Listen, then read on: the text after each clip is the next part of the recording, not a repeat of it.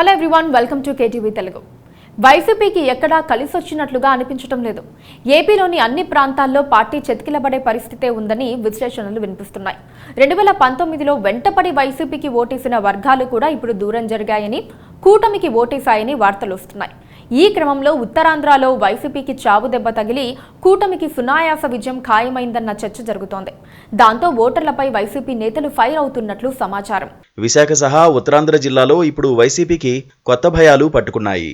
Voting సరళి, ఓటర్ల మనోగతం క్రమంగా అర్థమవుతుంటే వైసీపీ జనానికి ముచ్చెమటలు పడుతున్నాయి. ఓటర్ల నుంచి వస్తున్న సమాధానం చూస్తుంటే మైండ్ బ్లాంక్ అవుతోంది. విపరీతంగా డబ్బులు పంచిన తర్వాత కూడా జనం ఎందుకు ఓటేయలేదో అర్థం కాక తలలు పట్టుకుంటున్నారు. వైసీపీ వారి దగ్గర డబ్బులు తీసుకున్న కొందరు అసలు ఓటేయడానికే రాలేదట. అదేమిటి, అడిగినంత ఇచ్చాం కదా, ఎందుకు ఓటేయలేదంటే నిర్లక్ష్యంగా సమాధానం వస్తోంది. కుదరలేదు, ఓటేయడానికి రాలేదు, అయితే ఇప్పుడేమంటారు అని ఎదురు తిరుగుతున్నారట. పైగా ఇచ్చిన డబ్బులు వెనక్కిచ్చే ప్రసక్తే లేదని, తమ దగ్గర డబ్బులు అయిపోయాయని కూడా సమాధానం చెబుతున్నారట. తాము డబ్బులు అడగలేదని, వాళ్లే వెంటబడి ఇచ్చారని ప్రచారం చేయడం మరో అంశం. దాంతో వైసీపీ నేతలకు దిక్కుతోచడం లేదు. పైగా కొందరు వైసీపీ వాళ్ల దగ్గర డబ్బులు తీసుకుని టీడీపీకి ఓటేసినట్లుగా తేలిపోయింది. అది బహిరంగ రహస్యమైనప్పటికీ ఫలితాల తర్వాత పరిస్థితి ఎలా ఉంటుందోనని వైసీపీ నేతలు గుంభనంగా ఉంటున్నారు. ఇది ముమ్మాటికి క్రాస్ ఓటింగేనని తెలిసి కూడా ఏం చేయలేకపోతున్నారు. ఉత్తరాంధ్రలో క్రాస్ ఓటింగ్ కారణంగా 30కి పైగా నియోజకవర్గాల్లో పరిస్థితి టీడీపీకి పూర్తి అనుకూలంగా మారిందని చెబుతున్నారు. ఇప్పుడు టీడీపీ నేతలు అమితానందంలో మునిగిపోయారు. జూన్ 4 సాయంత్రం వేడుకలకు ఏర్పాట్లు చేసుకుంటున్నారు. విశాఖ, విజయనగరం కొత్త జిల్లాల్లో బాగా క్రాస్ ఓటింగ్ జరిగిందని తాజా సమాచారం. దాంతో వైసీపీ గెలుస్తామనుకున్న చోట్ల కూడా ఇప్పుడు టీడీపీ నేతృత్వ కూటమికి అడ్వాంటేజ్గా మారింది.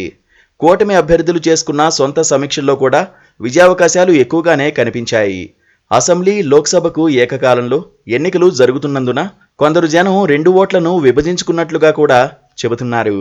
వైసీపీ అభ్యర్థుల దగ్గర డబ్బులు తీసుకున్న జనం 1 ఓటు ఆ పార్టీకి వేసి మరో ఓటు మాత్రం కూటమి ఎంపీ అభ్యర్థులకు వేసినట్లుగా ప్రచారం జరుగుతోంది.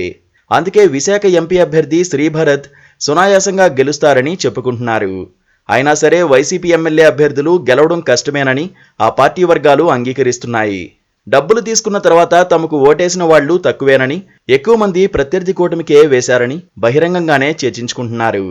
ఉత్తరాంధ్రలో ఎమ్మెల్సీ ఎన్నిక విజయం తర్వాత కూటమిలో జోష్ కనిపించింది. క్రాస్ ఓటింగ్ లెక్కలతో కూడా కలుపుకొని ఎంత మెజారిటీ వస్తుందో అంచనా వేసుకుంటున్నారు. ఇప్పటికే పోస్టల్ బ్యాలెట్లో 90% వరకు కూటమికి పడినట్లుగా లెక్క తేలింది.